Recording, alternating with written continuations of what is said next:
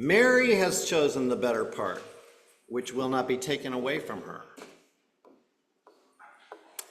After many, many years of reading this gospel story, my brain still wants to start an argument with Jesus. Well, okay, maybe we should call it a rant. Here's how the rant goes. The better part? What do you mean Mary has chosen the better part? Is it better to be selfish? Is it better to be lazy? Or no, let's be generous about this. Let's say that Martha is engaged in the Christian practice of hospitality and service, while Mary is engaged in the Christian practice of contemplation and study. Are you saying contemplation and study are better than hospitality and service? Really? If we all sat around contemplating and studying all the time, who'd be left to take care of the stranger, to feed the hungry, to clothe the naked, to liberate the prisoner, let alone serve the meals, do the dishes, and take out the trash? How can you say Mary has chosen the better part? Then I listen for Jesus' answer. Typically, I hear nothing. Mother Teresa made this experience sound poetic when she was being interviewed about her prayer life and was asked, "What do you do?" And she said, "I listen to God." And the interviewer said, "Well, what does God say?" And she said, "Nothing. God listens back." In my case, I then went to a commentary on workingpreacher.org because listening's only going to get me so far when I have a sermon to preach on Sunday. In this commentary, the Reverend Dr. Jennifer S. Wyant pointed out that maybe Mary's choice of activity is not what Jesus meant by the better part. Let's look again. This briefest of brief vignettes in Luke describes Martha with the word distracted 2 times in the space of 5 verses. Jesus arrives, Mary sits and listens at his feet, but Martha is distracted by her many tasks. Then when she complains, Jesus says, "Martha, Martha, you are worried and distracted by many things.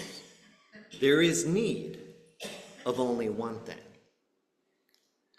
He's not criticizing what she's doing. He's criticizing her mindset. She's distracted, not only by her many tasks, but also clearly by her own mental habit of judging her sister's decisions. Get your mind out of other people's business, Jesus is saying. There is need of only one thing. If you were called to serve right now, then serve with gladness and singleness of heart, as our Book of Common Prayer phrases it. If you were called to sit and listen, then sit and listen. Someone once described Buddhism as the practice of doing only one thing at a time. That's what Mary is doing that Martha is not. That's why Mary has chosen the better part, which will not be taken away from her. It's not because she's listening and Martha is acting. We need people who do both. We all need to do both at different times. Jesus himself goes into the community to heal and serve at some times and withdraws to pray and listen at others. No, the point here is that Mary is only listening, only that one thing. And Martha is distracted by many things, not least her irritation over the one thing that Mary is doing. In other words, Jesus is not saying the contemplative life is better than the active life. He's saying the mindful life is better than the distracted life. And because we are present and not distracted while living the mindful life, it cannot be taken away from us. There was a New Yorker cover some years ago, I think it might have been July or August, that featured a family on vacation at the beach. Mom, dad, a couple kids, stretched out on lounge chairs with all the accessories spilling out of bags onto the sand. Inflatable rings, sand pails and trowels, a frisbee, some books, a couple of paddles with a ball. And to a person, they all had their heads bent over their phones. Clearly, you don't have to be running around hosting a gathering to be distracted anymore. We modern humans have taken it to a level of passivity Martha couldn't even have imagined.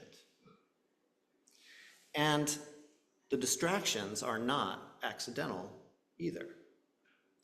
All the little pings and buzzes that interrupt our day, the hearts and thumbs up, the infinite scroll through posts punctuated by ads tailored to our specific tastes and headlines screaming to trigger our outrage, it's all engineered to mine, capture, and monetize the newest natural resource, our attention.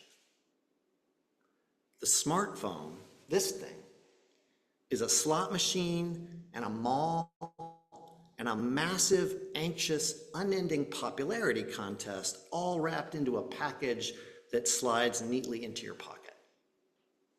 The more time we spend on it, the less we notice, the less we listen, the less we think, the less we take meaningful actions of any kind. We are truly worried and distracted by many things. How do we choose the better part that cannot be taken away from us? Well, I certainly don't have all the answers, but here's the beginning of one. My wife and I nipped up to our up north cabin where I worked remotely for a couple of days this week. On Thursday, the day I set about writing this sermon, I was feeling a bit restless and a bit stymied. All of a sudden, I noticed that there was a wind in the trees over the cottage. I closed my laptop and padded into the bedroom where the doors and windows were open to the woods outside and the lakeshore. I sat back on a chair and closed my eyes. It had rained overnight. The breeze washing through all that wet green could have been the rush of a mountain stream endlessly foaming toward the sea. Shh, it said. Hush. And inside that hush came the faint bell of our wind chimes and the fat patter of droplets over the roof. My mind seemed to unclench and swing out into that current of sound. Lake water clopped on the rocks, and from further off, crows guttered their prehistoric calls. I could have been listening to the world at any time over many millions of years. Peace and a softness ruffled through the air. I realized that there was need of only one thing. And there I sat at the Lord's feet and listened to what he was saying. And of course, he listened back. Amen.